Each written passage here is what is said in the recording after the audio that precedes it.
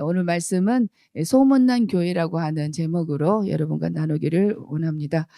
원자탄을 발명한 사람은 아인슈타인 그리고 오펜하이머라는 것을 여러분들도 아실 거예요. 그런데 이 아인슈타인은 교회를 매우 경멸했던 그런 사람이에요. 그가 이 교회에 대한 생각이 어땠냐면 이 사회와 역사에 아무런 보탬이 되지 않는다라고 그렇게 생각할 정도로 그렇게 교회에 대한 좋지 않은 인식을 갖고 있었더라는 겁니다. 그런데 그의 생각이 전환되어졌던 결정적인 일이 있었는데 그게 바로 독일 나치 정권이 들어서면서부터 사회에 이렇게 최고의 지성인이라고 자처했던 대학 교수들 그리고 사회를 바르게 이렇게 인도해 간다라고 하는 그런 신문 이러한 것들조차도 권력 앞에 굴복해버리는 그런 사건을 보면서 그런데 독일의 고백 교회만큼은 그 불의한 권력과 이렇게 맞서서 싸우는 모습을 보면서 교회에 대해 한없는 그런 존경심이 생겼다라고 그렇게 말하고 있는 것을 볼 수 있었습니다. 이렇게 교회가 진리와 함께 도덕적인 기준이 높아야 되는 것이죠.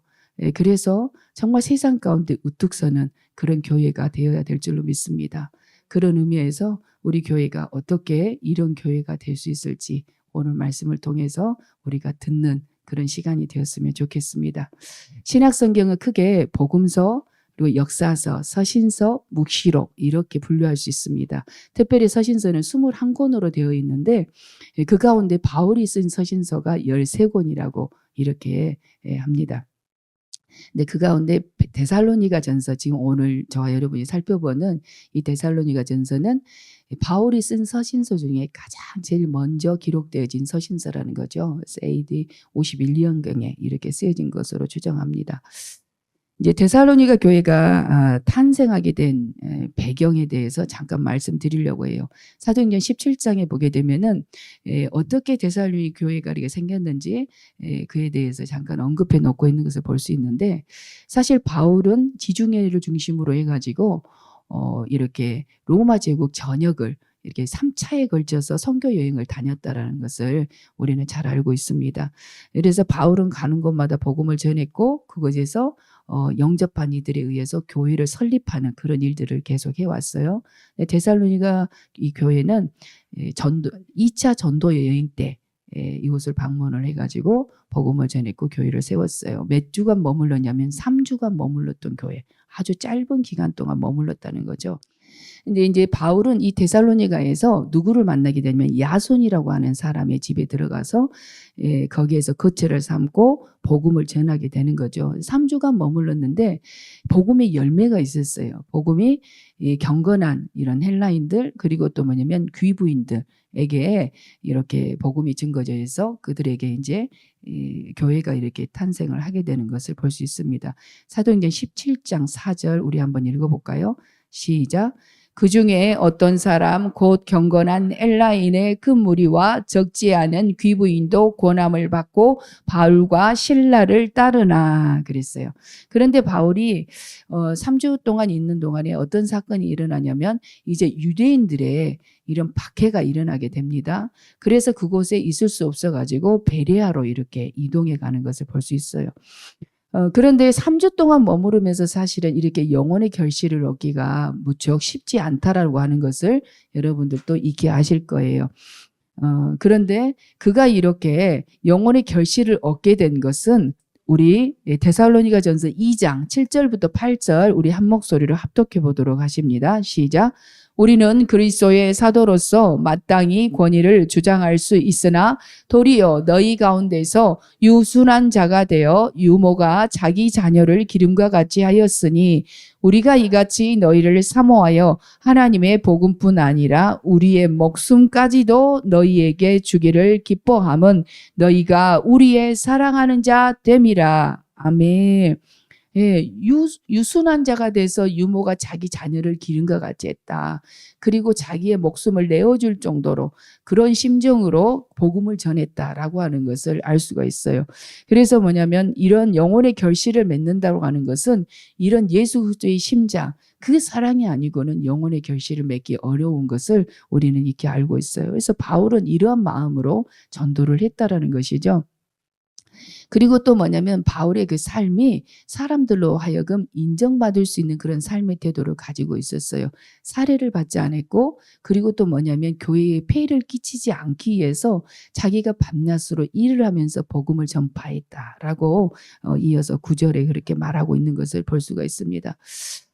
이제 데살로니가에서 유대인들의 박해로 베레아에 왔다가 이 베레아에서 어디로 가냐면 아덴으로 가요. 그리고 그 아덴에서 다시 남쪽 고린도로 이렇게 가게 됩니다. 그래서 고린도에서 1년 반 동안 머무르면서 복음을 전하는데 아무래도 데살로니가 교인들이 염려가 많이 되는 거예요.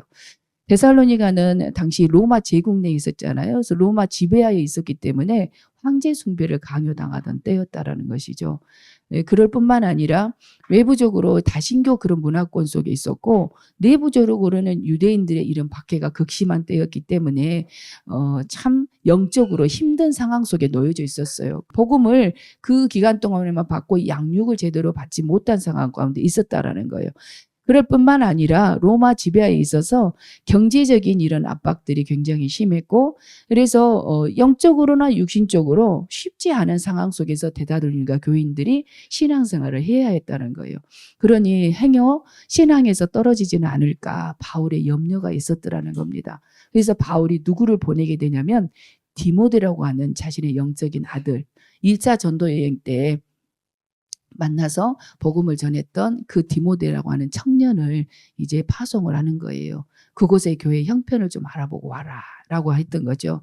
근데 디모데를 통해서 이제 데살로니가 교회의 소문이 어떤지를 잘 듣고 와요. 그 내부적인 상황이라든지. 우리 3절 그에 대한 소문을 어떻게 들었는지 한번 보시도록 합니다. 3절 우리 다 같이 합독하십니다. 너희의 믿음의 역사와 사랑의 수고와 우리 주 예수 그리스도에 대한 소망의 인내를 우리 하나님 아버지 앞에서 끊임없이 기억하매니 아멘. 그들은 우상을 버렸어요. 그리고 참되신 하나님을 믿어서 구원을 얻었어요. 그런데 이렇게 넉넉지 않은 신앙생활을 해야만 하는 그런 상황 속에 있었다는 거죠. 믿음의 뿌리가 내리기도 전에 그들은 이런 외부적으로 내부적으로 그리고 육체적으로 살아가는데 경제적인 이런 핍박과 어려움 속에 그들은 놓여 있었다라는 거예요. 그런데 그들이 어떻게 했다고요? 오늘 본문에 보니까 믿음의 역사와 이렇게 말하고 있는 것을 봤어요. 그들의 믿음이 견고하다는 거죠.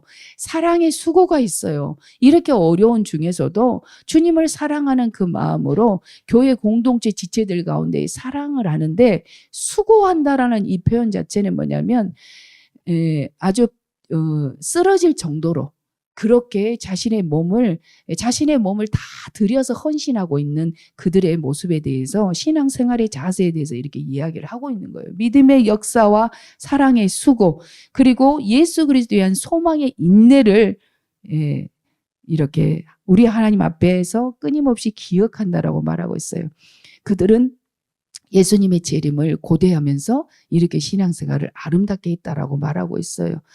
자, 그러면은 데살로니가 교회가 이러한 신앙의 자세를 가질 수 있었던 그 이유에 대해서 5절에 이렇게 말하고 있는 것을 볼 수 있습니다. 우리 5절 한 목소리를 합독하십니다.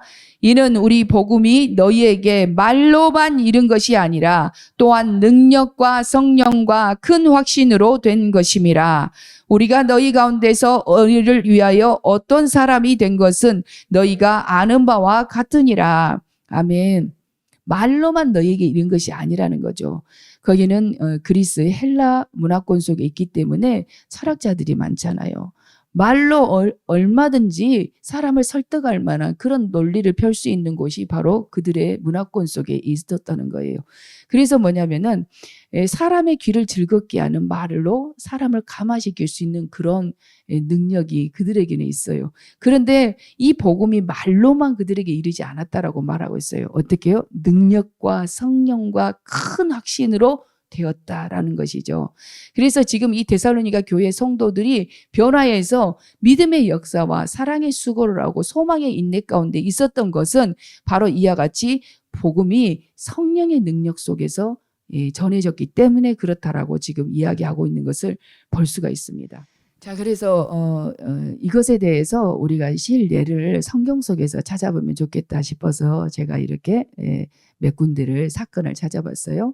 베드로가 이렇게 성령을 받기 전에는 어땠습니까? 내가 죽을지언정 결코 주님을 배반하지 않겠다, 부인하지 않겠다라고 호언장담을 했단 말이에요. 그런데 예수님이 잡혀서 가는 날 밤에 멀찍이 따라가면서 대제사장의 여종, 그 어린 소녀가 너도 그 같은 도당이지? 이렇게 물어보니까 어떻게 했어요? 나는 그를 모른다. 그럼 저주까지 하면서 이렇게 말하고 있는 이 베드로의 이 연약한 모습, 우리의 신념으로는 도저히 이걸 할 수 없다라는 것을 잘 보여줬어요. 그런데 오순절날 성령이 강림하면서부터 그 죽음의 위협 속에서 이 베드로는 어떻게 했어요? 전혀 두려워하지 않고 담대하게 복음을 선포하는 사건이 있어요. 그것도 유대인들이 죄를 지적하면서 너희가 죽인 그 예수를 하나님이 그를 다시 살리셨도다. 이렇게 복음을 선포하지 않습니까? 그래서 뭐냐면은 이것은 그냥 되어지는 일이 아니라 성령의 능력을 덧입었기 때문에 가능한 일이었다. 우리는 알 수 있어요. 또 바울의 예를 제가 한번 찾아봤어요. 바울의 유명한 구절이 있어요. 고린도전서 2장 4절에 보게 되면은 내 말과 내 전도함이 설득력이 있는 지혜의 말로 하지 아니하고 성령의 나타남과 능력을 하기를 원한다라고 하는 이 말씀이 있어요. 이 말을 하게 된 이유가 있다라는 겁니다. 자신은 복음을 전할 때 자신의 지혜로 자기의 지식으로 설득하려고 하지 않겠다라고 하는 다짐이거든요. 성령의 나타남과 능력으로 이 복음을 전파하겠다라고 하는 이야기예요. 그 이야기는 자신이 이 고린도에 가기 전에 아덴이라고 하는 아테네, 우리 잘 아시죠? 아테네, 학문의 발상지. 이 아테네에서 복음을 전하는데 헬라 철학자들이 이 시장의 저작거리에서 이렇게 만난 거예요. 그러면서 막 예수를 믿어야 된다고, 다시 살아나신 예수를 믿어야 된다고 이 도를 전하니까 철학자들이 뭐냐면 우리는 한 번도 그런 도를 들어보지 못했다. 야, 너 정 이상한 도를 전하는구나. 지적 호기심이 발동을 해가지고 네가 말하는 것을 우리가 좀 더 들어봤으면 좋겠다 해가지고 어디로 이동하냐면 아레오바고라는 법정으로 이동하게 되는 것이 사도행전 17장에 나와요. 이 17, 그 아레오바고로 이동을 해가지고 그 토론 장소이기도 하고 재판하는 장소였던 그곳에서 토론을 합니다. 너희를 보니까 종교심이 많더라. 그런데 알지 못하고 위하는 신을 위한 제단도 있던데 내가 그 알지 못하고 위하는 신이 무엇인지 내가 너희들에게 말해줄게. 그러면서 바울이 막 복음을 전하잖아요. 그런데 이제 그렇게 했어요. 열매가 별로 없었다라는 겁니다. 그가 뭐냐면 사도 바울이 학식이 높잖아요. 철학적인 지식으로 그들을 설득하려고 했던 거예요. 논쟁을 한 거예요. 그랬더니 패배했더라는 겁니다. 그래서 자신이 철저하게 깨달았어요. 아, 이것은 나의 지식으로, 나의 지혜로 할 수 있는 것이 아니구나. 오직 성령의 능력으로만 가능한 것이구나. 그래서 고린도 교회에 보내는 서신서에 2장 4절에 보면 그렇게 있는 것을 볼 수가 있습니다. 내 말과 내 전도함이 설득력이 있는 지혜의 말로 하지 아니하고 다만 성령의 나타남과 능력으로 하기를 원한다. 이렇게 말하고 있는 것을 볼 수 있어요. 교회는 어떤 소문이 나야 할까요? 오늘 본문에서처럼 복음의 능력이 나타나는 그런 교회가 되어야 될 줄로 믿습니다. 할렐루야. 능력은 생명력을 말하거든요. 그래서 능력이 있을 때 어떻게 되냐면 우리의 삶에 변화되는 역사가 일어나게 되는 줄로 믿습니다. 완악한 심령을 가진 자가 달라지고 부드러워지고 순종하게 되고 성령의 역사가 아니고는 도저히 불가능한 일이라는 것이죠. 그래서 20세기에 일본을 움직인 20명의 인물을 꼽았는데 그중에 성사학자 중에 우찌무라 간조라고 하는 이분을 이렇게 꼽아요. 그런데 이제 그분이 20명이 넘는 분들을 이렇게 제자로 훈련을 시켰어요. 그 가운데 동경대학의 총장도 나오고 또 당시에 전 요이라 수상도 나오고 또 사이당을 창설한 많은 사람들도 이렇게 배출했다라는 거예요. 제자 양육을 통해서.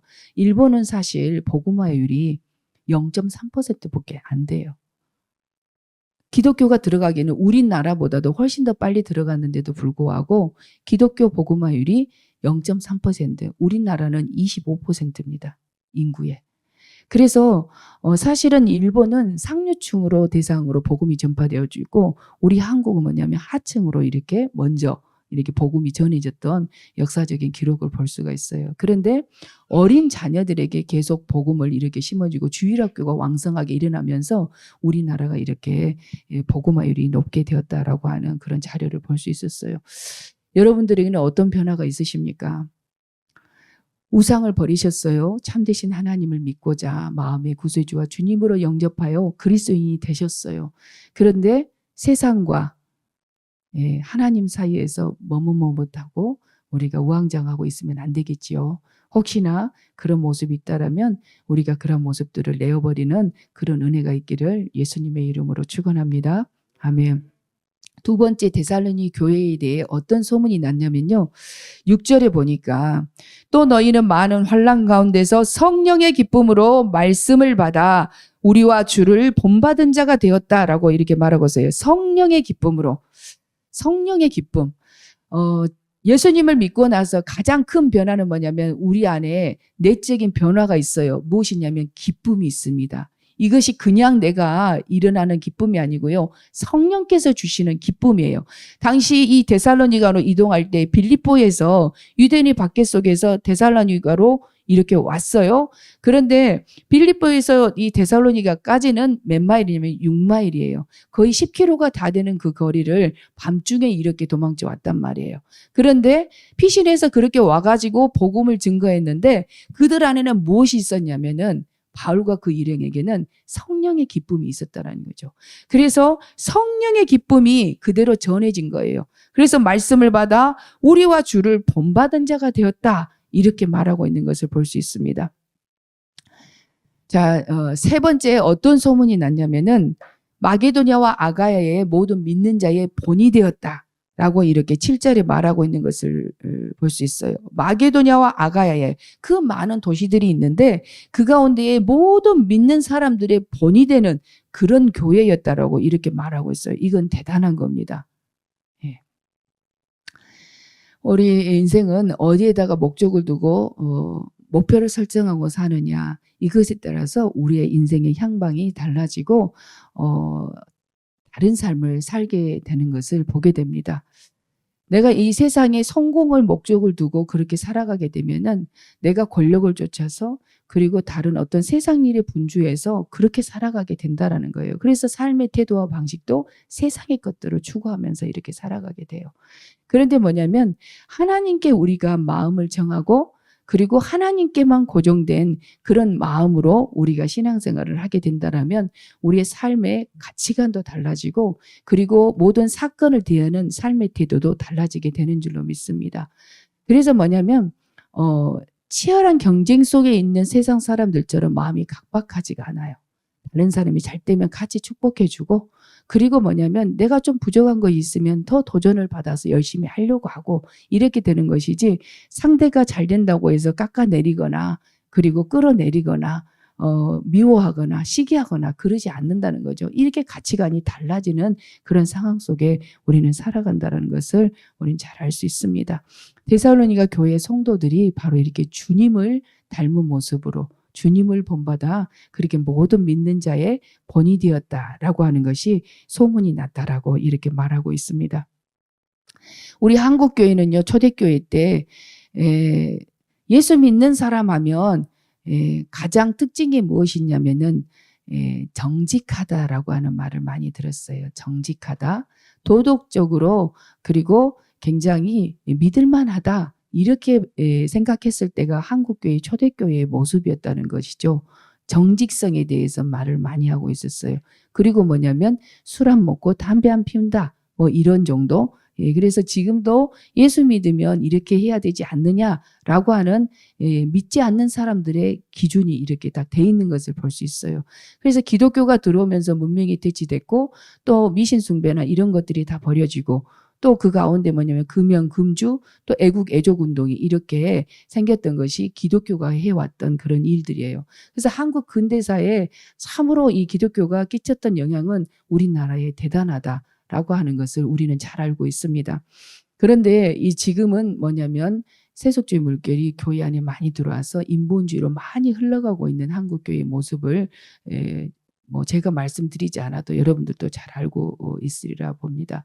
그래서 모든 믿는 자의 본이 되었다. 그런데 6절에 우리와 주를 본받은 자가 되었다는 거예요. 우리는 누구를 본받아야 될까요? 주님을 본받아야 돼요. 제가 이걸 생각하면서 뭘 생각했냐면 아이들이 글씨를 배울 때 어떻습니까? 글씨가 이렇게 기록되어져 있는 것에 점선을 따라서 그대로 글씨를 이렇게 쓰잖아요. 정자체로 배우잖아요. 그러는 것처럼 우리도 주님을 본받는 신앙생활을 이렇게 하다 보면 그것이 바로 주님을 보여주는 그런 삶이 되지 않을까 이런 생각을 해보게 됩니다. 우리 복 있는 교회가 이러한 좋은 소문이 나는 그런 복된 교회가 될 수 있기를 예수님의 이름으로 축원합니다. 웨스트민스터 대성당 지하 묘지에 한 영국 성공의 주교의 무덤 앞에 이런 글이 적혀 있다라는 것입니다. 자신은 이런 생각을 했다라는 거예요. 내가 세상을 좀 바꿔보겠다라고 하는 젊은 날에는 그런 의지를 가졌다라는 겁니다. 그런데 자기가 나이가 들어가고 그러면서 지혜가 생기니까 내가 세상을 바꿀 수 없다라고 하는 것이 깨달아졌더라는 거예요. 그래서 어떤 생각을 하게 됐냐면은 자신이 이제 내가 살고 있는 이 나라를 좀 변화시켜 봐야 되겠다 이런 생각을 가졌다라는 거죠. 그런데 그것도 역시 되지 않는다는 것을 알게 됐다는 거예요. 그래서 황혼의 나이가 되어서는 그가 마지막으로 이런 생각을 했다는 겁니다. 나와 가장 가까운 내 가족을 변화시켜 봐야 되겠다. 이렇게 마음을 정했다는 거예요. 그런데 아무도 달라지지 않았다라는 것이죠. 그래서 이제 죽음을 맞이하기 위해서 자리에 누워 있으면서 그가 깨달은 것은 무엇이냐면 내가 변화했더라면 내 자신을 먼저 변화했더라면 그것을 보고 내 가족이 변화했을 텐데 그랬다면 내가 용기를 내서 이 세상도 변화시킬 수 있었을 텐데 라고 하는 그런 고백을 이렇게 그 무덤 묘지 앞에 기록해 놓고 있었다라고 하는 것을 자료를 통해서 볼 수 있었어요. 먼저 이 세상이 왜 이 모양이야? 내가 이 세상을 어떻게 하면 바꿀까? 이게 아니고요. 이 세상은요. 내 자신이 변화할 때 내가 속한 지역이 변화를 받고 그리고 내 지역이 변화를 받으면 이 나라가 변화를 받고 이 세상도 그렇게 점점 물들어가는 놀라운 하나님의 나라가 이루어지는 줄로 믿습니다. 말씀을 정리합니다. 복 있는 교회가 좋은 소문이 나는 교회가 되기 위해서 무엇이 필요할까? 첫 번째, 복음의 능력이 나타나는 교회가 되어야 한다. 예. 복음의 능력이 나타나려고 하면 뭐가 필요한지 아세요? 예. 하나님을 믿는 믿음은 뭘로 표현되냐면 기도로 표현이 됩니다. 왜냐하면 믿기 때문에 하나님이 하신다는 것을 믿기 때문에 무엇으로 표현되냐면 기도로 표현이 되어지는 거예요. 그래서 기도하기를 힘쓰는 교회는요. 말씀을 붙들게 되고 그럴 때 하나님의 능력을 체험하게 되는 거예요. 복음의 능력이 전해지는 나타나는 그런 교회는 기도하는 교회입니다. 할렐루야. 여러분들 기도하시죠? 두 번째로는 성령의 기쁨이 충만해가지고 주님을 본받는 교회여야 한다라는 거죠. 주님을 본받는 곳에 주님이 우리의 모델이라는 겁니다. 그래서 성령의 기쁨, 우리가 무슨 일을 하는데 의무로 이렇게 하는 것이 아니라 기쁨으로 그것을 하는 성령이 우리 안에 내재하셔서 성령이 주신 그 기쁨으로 감당해야 된다는 거예요. 세 번째는 무엇이냐면 모든 믿는 자의 본이 되는 귀감이 되는 그런 교회가 소문난 교회가 될 수 있다라고 이렇게 생각해 보았습니다. 그래서 오늘 말씀을 세 가지로 이렇게 정리를 했는데 저와 여러분이 그렇게 하나님께서 기뻐하시는 그런 교회가 될 수 있기를 예수님의 이름으로 축원합니다.